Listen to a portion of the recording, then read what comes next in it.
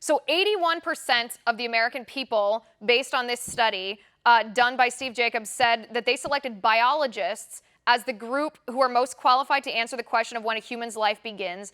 95% of all biologists affirmed that the biological view of a human's life begins at fertilization.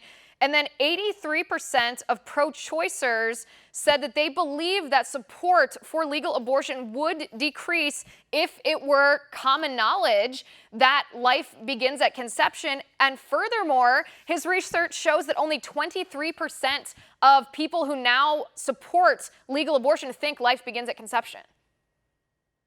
Yeah, so Steve's research has potentially huge ramifications to shape the political landscape. And I personally was just thrilled to help get this message out there. It was important that he got his message out there, what you talked about, obviously, about fraud in the academy and about suppression, all of that. But from a political standpoint, it would be political malpractice, Liz, for the Republican Party to not latch onto this data, for national right to life groups not latch onto this data. I think Steve has huge potential as a pro-life spokesman to go and speaking. He's a PhD from one of the most world-renowned universities, and he did this extensive survey. Like you said, 95%. I mean, how astounding is that?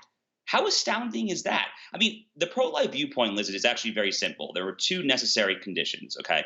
The first is that it is a human life, that life begins at fertilization.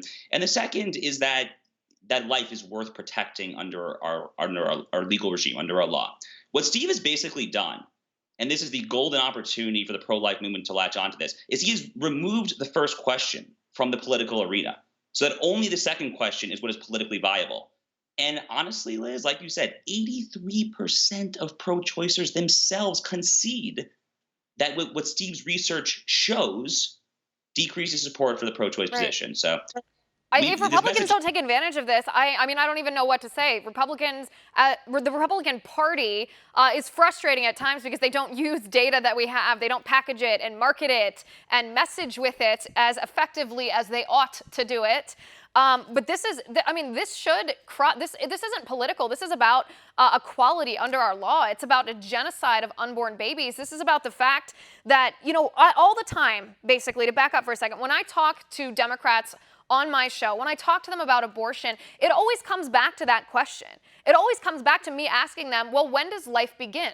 When does life begin? If life doesn't begin at conception, then when is the moment that a non-life becomes a life if it is not the moment of conception? And they always say, well, the science is out on when life begins. There's no way to prove when life begins. Well, if that question is gone, then they're going to have to answer the question, do some human beings deserve to be protected under the law while other human beings do not deserve to be protected under the law? And if they answer yes, we can hearken back to the history of our country when we have done that immorally and evilly before.